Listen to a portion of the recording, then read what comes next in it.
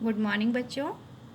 आज मैं आपको अध्याय 5 जीवन की मौलिक इकाई पढ़ाने जा रही हूँ। इसके पहले वीडियो में हम लोगों ने कोशिका के बारे में जाना और कोशिका में मुख्य 3 भाग होते हैं, इसके बारे में जाना। वे भाग कौन कौन से होते हैं?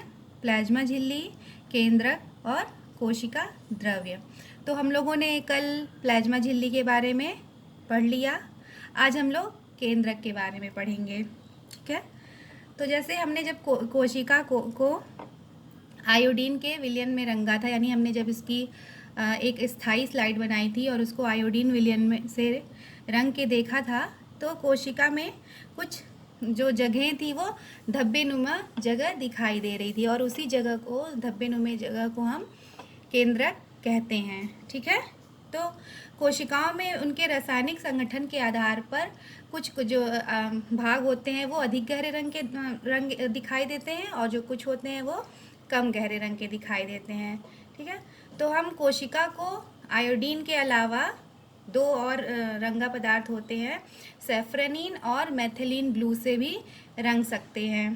ठीक है, ये एग्ज़ाम में पूछता है कि कोशिकाओं को रंगने के लिए किन विलयनों का प्रयोग किया जाता है। तो आयोडीन के अतिरिक्त सैफरनीन और मेथिलीन ब्लू का प्रयोग किया जाता है। तो अब आइए हम देखते हैं कि केंद्रक की संरचना कैसी होती है। यहाँ पे ये चित्र है, ये केंद्रक का चित्र है। इसमें मुख्य 4 कंपोनेंट होते हैं।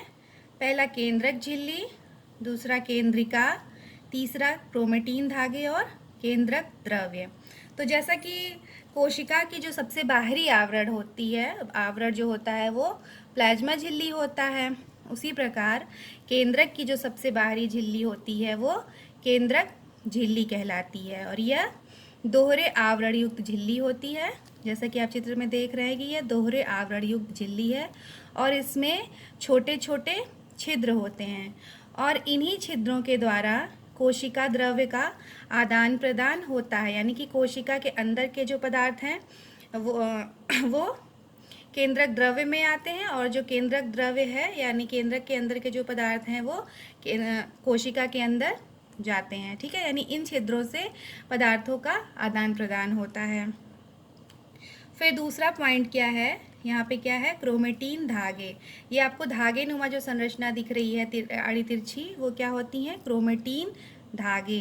ठीक है, और ये क्रोमेटिन धागे जब कोशिका विभाजन होना होता है तो क्रोमेटिन धागे के रूप में, मतलब कोशिका जब विभाजित नहीं होती तो ये क्रोमेटिन धागे के रूप में होते हैं और जब कोशिका विभाजित होने वाली होती है तो ये क्रोमोसोम के रूप में संगठित हो जाते हैं।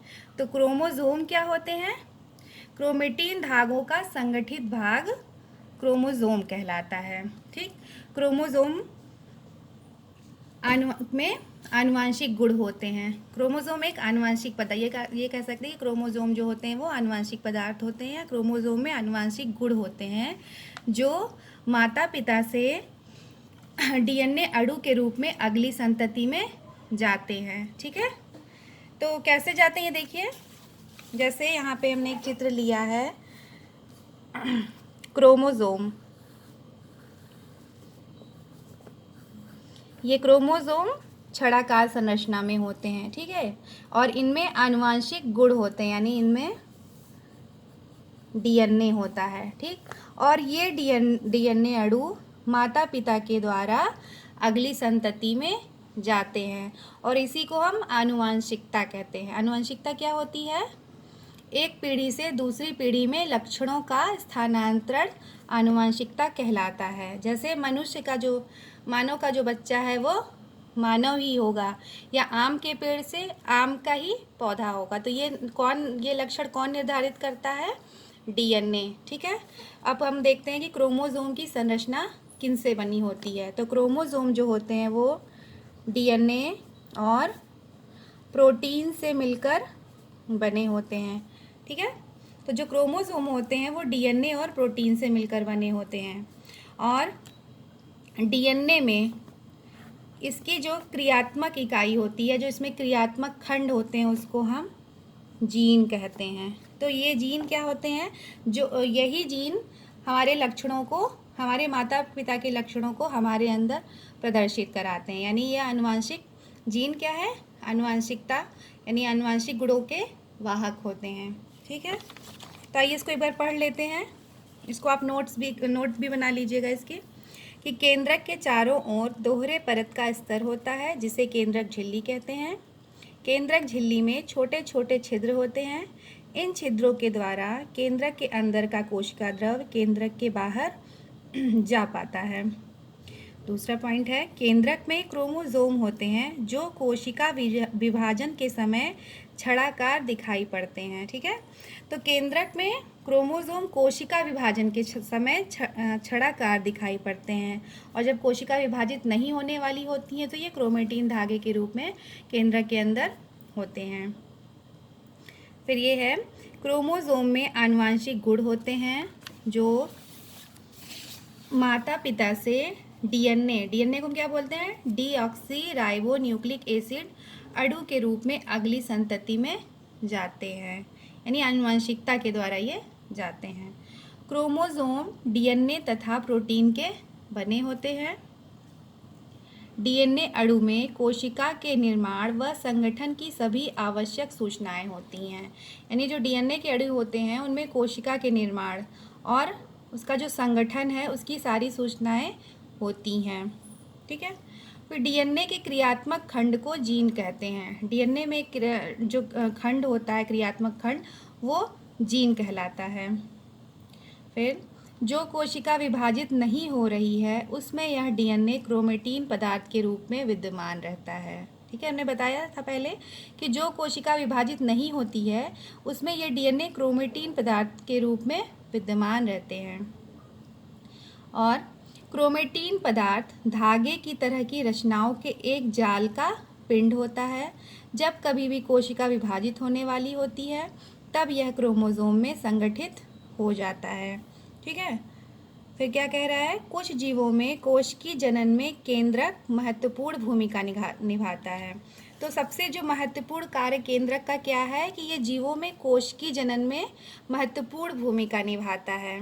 ठीक, इस प्रक्रिया में एक अकेली कोशिका विभाजित होकर दो नई कोशिकाएं बनाती है। जैसे देखिए यहाँ पे अगर एक कोई कोशिका है उसके अंदर केंद्रक है तो ये कोशिका विभाजित होकर दो नई कोशिका बनाएगी और प्रत्येक कोशिका में एक केंद्रक होगा। तो इसलिए कह रहा है कि जो केंद्रक है वो कोशिकी जनन में महत्वपूर्ण भूमिका निभाता है। ठीक है, फिर इसलिए इसको हम कह सकते हैं कि इस प्रक्रिया में एक अकेली कोशिका विभाजित होकर दो नई कोशिकाएं बनाती है। फिर अगला कोशिका का क्या कार्य है, केंद्रक का, यह कोशिका के विकास व परिपक्वन को निर्धारित करता है तथा साथ ही सजीव कोशिका की रासायनिक क्रियाओं को भी निर्देशित करता है। कोशिका के विकास को और परिपक्वन को निर्धारित करता है तथा साथ ही सजीव कोशिका की रासायनिक क्रियाओं को भी निर्देशित करता है, यानी ऑर्डर देने का काम करता है। इसीलिए हम इसको मास्टर ऑफ सेल कहते हैं। जो केंद्रक है वो कोशिका की सारी उपापचयी क्रियाओं को नियंत्रित करता है। ठीक है, फिर ये क्या कार्य और करता है कि कोशिका चक्र का नियमन करता है। कोशिका चक्र को आप लोग आगे क्लास में डिटेल में पढ़ेंगे। तो जो कोशिकाएं होती हैं वो विभाजित होती हैं और उनमें जो क्रोमोसोम होते हैं वो विभाजित होकर अलग अलग फिर कोशिकाओं में जाते हैं। ठीक है, तो ये तो था हमारा केंद्रक के बारे में। ठीक है, तो केंद्रक में क्रोमेटिन जो या क्रोमेटिन धागे या जो क्रोमोसोम होते हैं वो आनुवांशिक गुणों के वाहक होते हैं।